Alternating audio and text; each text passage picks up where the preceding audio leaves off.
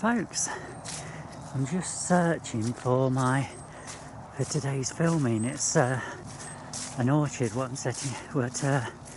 I'm involved with. I do the filming, Nigel does the assisting, tells them where to put everything and gives guidance on pruning, but I couldn't remember where it is. So I do remember that it was a footpath, so I'm hoping that I'm going to meet up with them at some point, because I do believe the footpath goes over their land, and I know that this is it's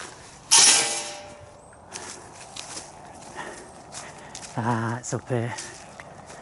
That's it, folks. I'll be back in a minute. Well, folks, I was a bit nervous there. There was an Alsatian running towards me. But anyway, I'm on the right spot.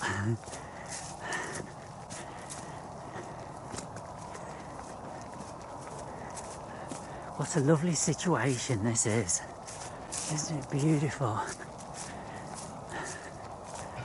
Fantastic place.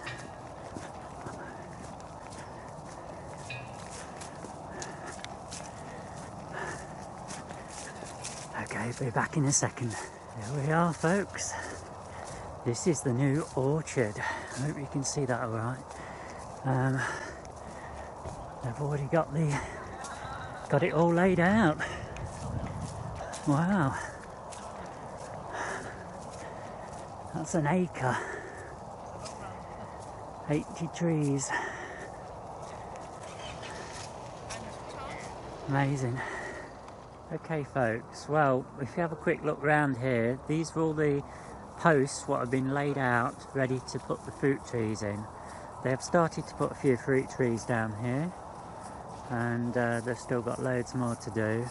Nigel's coordinating. Good morning, Julie. Morning. Have you spoken to anybody yet? No. Right, you can see some of the people here have been really busy putting all the stakes and everything in. Just look at the amount of woodwork that's gone in.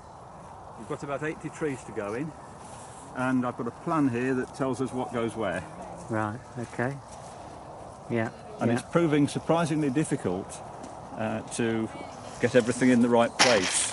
If you make a mistake and then you put the next tree in, you suddenly realise when things don't match up and you run out of spaces, so you have to move everything back again. Is it still 80 trees what have gone in? Round about 80, yes. Yeah. And we're having to be very careful because we haven't got a water supply up here, so we've got to make sure the roots don't dry out during the planting process. So we're putting the trees into the holes straight away, so that they don't dry out if the sun comes out. Okay. Yeah. And we're keeping the roots carefully covered by the plastic bags in the the things that they've been delivered in. Yeah. Well, you know, while it's highly amusing when it's you, if it's somebody else, it might be... Yeah, if somebody else falls over and tails their eye on a bit of Right, I'm going to go over there and help that chappie decide where to put that tree. Right. Are you going to speak to Sarah? Speak to Sarah next, I should think. Hiya. Hi folks, this is Sarah. She's running the project. And she's going to tell us a little bit about where we've got up to so far. Okay, so we had contractors in yesterday because I thought it would be too much to ask everybody to dig 72 holes and put the stakes in. So they came and they've put the stakes and drilled the holes. And as you can see, it looks amazing already. It does, doesn't it? We've taken before and after photos, so it's gone from bare field to stakes and holes. And now we've got quite a few people here now, but there'll be a lot more people coming later.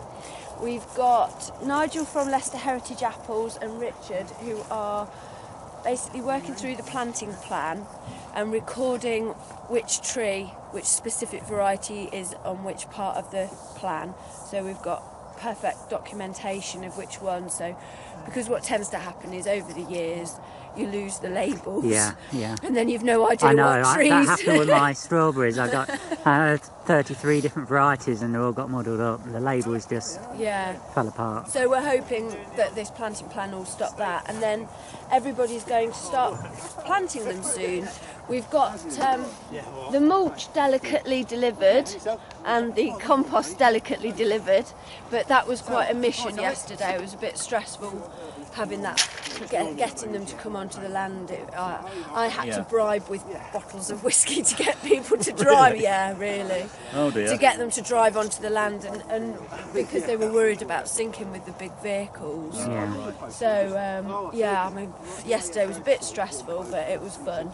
I did enjoy it, but riding on the back of the lorries, going, woo, it was like being a kid again. But so that's pretty much where we're at. So everybody's assembling, and we're going to start planting the trees shortly. Okay. Yeah, Lovely. it's very important to make sure we map the trees, because it's absolutely dead certain that after a couple of years some of the labels will come off, Yeah. and we want to know what is where. Oh, I've got you. So if the Yeah, labels come yeah. off, it won't matter. It we've won't got a matter map. if the plans there, yeah. Yeah. Yeah, brilliant. As you can see, folks, there's lots of organising over here. We're all sitting around having cups of tea and discussing the paperwork. There's lots of paperwork involved in these projects, as Nigel and I have found out with ours, and they need to take names and addresses and leave comments and emails, and it's all to follow up to do with grant processes. That's not. So let's just get some idea of the size of this area. Let's have a wander. On road 4 is empty at the moment. Just let me. I'm going to put numbers on these roads.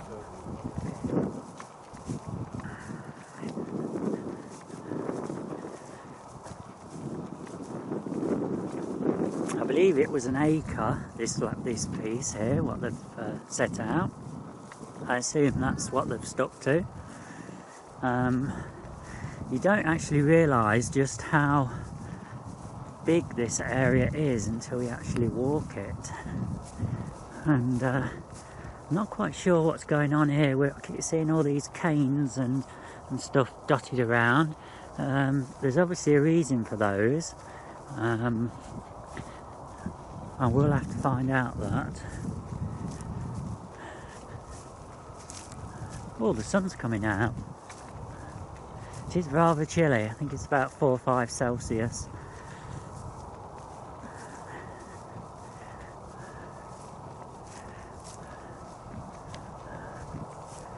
So there we are, folks. We're at the end. You can see the contractors, what they've done is they've dug some nice deep holes, obviously with a bit of handy equipment there. They've put in, the posts have all been put in to save the volunteers who assist with this project. Now, this is just part of a, I think, I'm not sure whether it was a 12-acre smallholding. It's an organic garden. It's been, it was set up, I don't know, I've got a feeling it was around 30 years ago by the 2 ladies who run it. And there's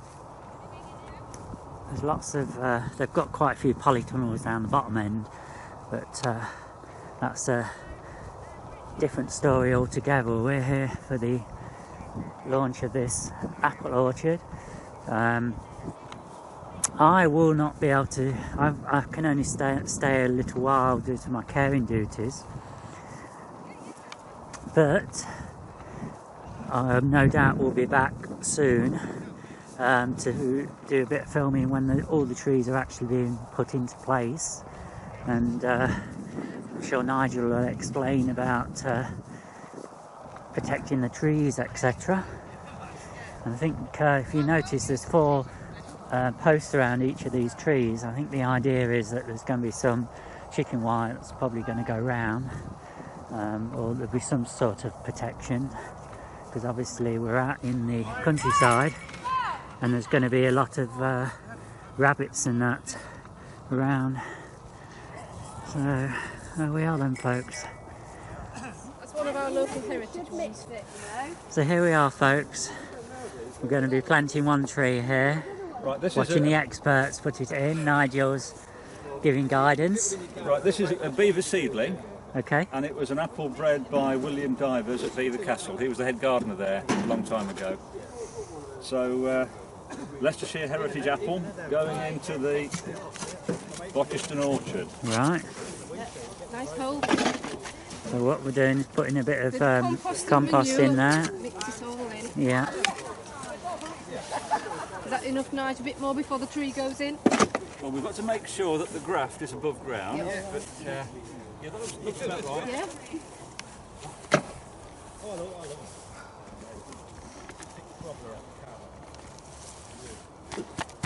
I've got the tree if you get the bucket. Okay. Well, yeah, I know, but Reasonable and also roots. in the morning, Yeah. in the morning, if you want to sort of quickly get warmed up, it's a bit of a performance. You have to have a We've got good roots on it. This is one of the trees we grafted ourselves. We did it how long ago, Nigel? About 8 months ago? 9 months ago? February it was. Right. Looking really healthy. Make sure it's straight before you firm it in. Yeah. Oh, So just tell us about the 4 posts. Is that for chicken wire to go round, It Nigel? is. That's Yeah. to keep the deer and the rabbits. Yeah, right. Ah, dear, yeah. Muntjac, was it? Or, It is muntjac, Yeah, yes. yeah. Quite a few muntjac. I tell you, it's a lovely situation there. wants a little bit of a tap with the lump hammer. That's the first tree in then. Right, okay. Thanks for that. Hey, Nigel, I've just seen you here carrying, looks like a twig. But this is actually a bare-rooted fruit tree, isn't it? Yes, Is it an apple tree? It's a bare-rooted pear tree, this Pear one. tree, And right. this is the normal way that you buy apple trees and pear trees in the dormant season, which Okay. means any time from sort of mid-November onwards, when all the leaves have come off. Yeah, yeah. And basically this tree has gone to sleep. When you're planting it, you've got to make sure the roots don't dry out. Okay, But this won't actually do anything now until the spring. great. But Okay. this is the standard way of, as I say, buying a fruit tree in the winter. It usually comes packed in damp straw Right, with okay. a plastic bag around Yeah, the rest yeah. of the root. All right then, Okay. thanks a lot. So as you can see, folks, there's more and more people arriving now who are helping with the project. Even got dogs on here helping. And it's a wealth of activity. Everyone's got their own little duties, what they're been issued with. Nigel's going around with his board and he's making sure that every tree is labelled up on the plan. You know your mulching mats? Yeah? Why are they 2 foot square? No, they're in 1 metre width and 30 No, metres why would wide. they be cut out? 60 centimetres. And as I said, Roll, Jim. Hey? Is that carpet roll over I there? was going to say, as I said earlier, the chicken wires going around the trees to protect against deer and rabbits. And the trees also need to be tied back to the posts as well to stop in the gales.